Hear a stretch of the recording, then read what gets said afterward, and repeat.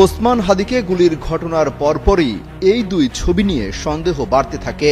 একটা ছবিতে দেখা যায় কালো জ্যাকেট এবং মাস্ক পরে হাদীর পাশেই বসে আছে, অন্যরা হাত মিলিয়ে চলে যাচ্ছেন। কিন্তু হাদীর পাশে বসে থাকা এই যুবককে সন্দেহ তৈরি হয় আরেকটা ছবি দেখে। গায়ে কালো পাঞ্জাবি, কালো মাস্ক, গলায় চাদর এবং পরনে জিন্স প্যান্ট ছিল। গুলি করার সিসিটিভির দৃশ্য প্রকাশ্যে আসার পর সেই সন্দেহ পরিষ্কার হতে থাকে।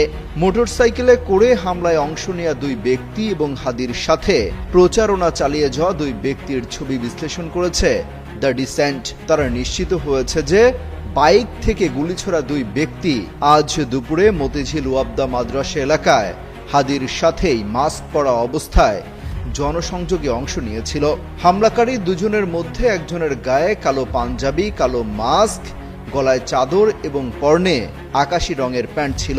অন্যজনের গায়ে কালো ব্লেজার, কালো মাস্ক, চোখে চশমা, পায়ে চামড়া রঙের জুতা ছিল। হামলাকারী দুই বাইক আরোহীর পোশাকের সাথে জনসংযোগে অংশ নেওয়া ওই দুই ব্যক্তির পোশাক হুবহু মিলে যায়। তারা আসলে কারা তা এখনো নিশ্চিত হতে পারেনি প্রশাসন। এমনকি কি উদ্দেশ্যে হামলা চালানো হয় তা নিয়েও কোনো তথ্য পাওয়া যায়নি।